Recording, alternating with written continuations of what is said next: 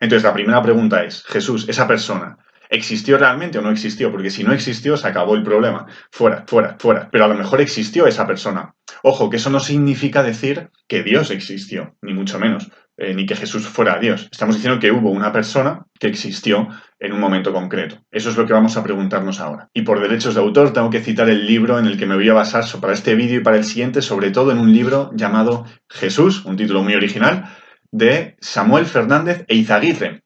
Un libro buenísimo que os recomiendo de verdad, muy fácil de leer. Yo aquí me voy a quedar cortísimo y voy a decir un par de datos que da él, pero lo interesante es leer a él y todo su razonamiento. Os dejo la referencia en la descripción.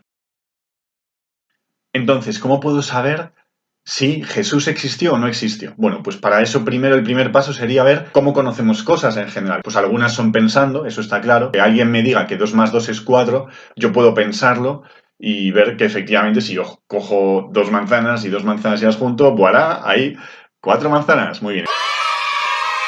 Pero hay otro tipo de cosas que no las sé así. Por ejemplo, ejemplos cotidianos. ¿Dónde está el Mercadona? Tú le preguntas a tu madre, recorre esta calle, cruzas la plaza y ahí está el Mercadona. Así he llegado a saber yo dónde está el Mercadona. Y de este modo adquirimos cantidad de conocimientos. Y esto no es una especie de fe ciega o salto al vacío o una cosa ilógica o no, es que funcionamos así. Y lo más interesante, llegamos a saber cosas así. No es ninguna ilusión, es que llegamos a saberlas. Es lo que se llama conocimiento por testimonio. Mi madre me ha dado testimonio de dónde está el Mercadona. Gracias a este testimonio hemos podido avanzar en conocimientos sobre historia, en conocimientos sobre ciencia, hemos podido descubrir cantidad de rincones en el mundo, explorarlos, conocerlos más. Grandísima parte del conocimiento y la civilización humana ha funcionado gracias al conocimiento por testimonio, así que ni mucho menos lo vamos a descartar como una cosa mala o poco científica o poco rigurosa.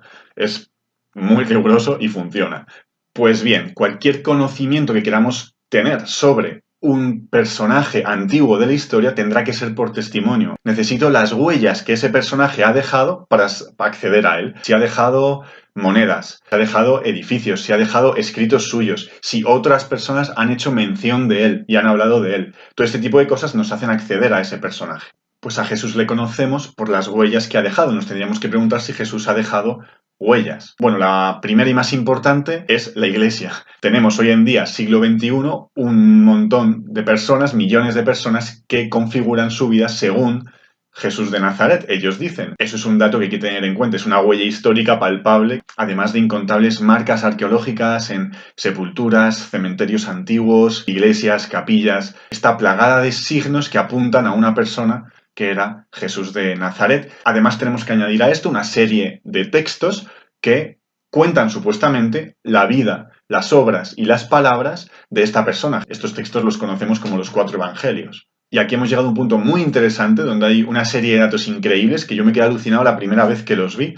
Samuel Fernández, el autor del libro, dice literalmente que los textos bíblicos son los textos antiguos mejor estudiados de la historia, se dice pronto. Pues mirad muy bien esta tabla que os voy a poner y que os voy a explicar ahora mismo. Vamos a comparar una serie de documentos antiguos y los vamos a analizar viendo su autor, de qué fecha era, de cuándo es la copia más antigua y qué cantidad de manuscritos tenemos. Podéis parar el vídeo en cualquier momento para ver la tabla un poco más detenidamente. Yo me voy a parar para analizar, por ejemplo, Platón. Nosotros sabemos que Platón vivió más o menos en el año 375 a.C., pero los textos que conservamos de él no son, evidentemente, del año 375 a.C. Los que tenemos, los textos, son del 900 después de Cristo. Esos escritos, evidentemente, no los escribió él de su puño y letra. Hay copistas que copian el texto de Platón, ese texto se mantiene durante un tiempo, otro copista llega y copia ese texto que se mantiene durante otro tiempo, mientras se van perdiendo los textos viejos. Por eso se iban copiando textos, para mantenerlos, porque se perdían y para difundirlos. Bien, pues desde que vivió Platón hasta el documento original más antiguo que tenemos han pasado 1275 años. Eso significa que desde la figura de Platón hasta sus textos hay una distancia inmensa.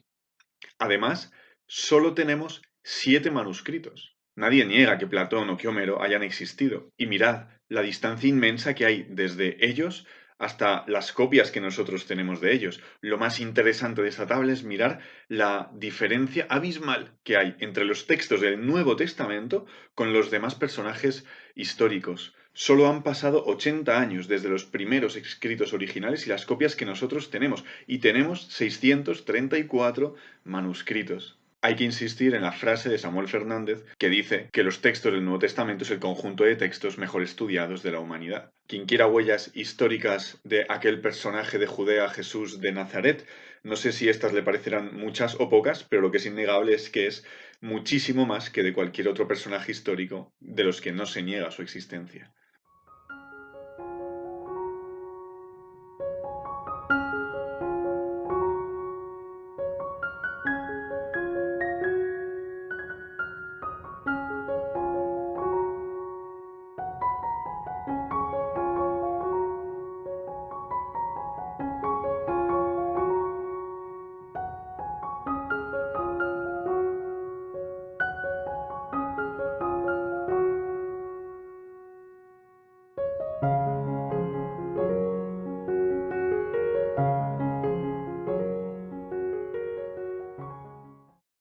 Y damos un pasito más, porque todas las huellas de las que he venido hablando hasta ahora es verdad que son cosas que pertenecen al interior del cristianismo. Entonces uno podría decir, bueno, claro, es que los cristianos han hablado de Cristo.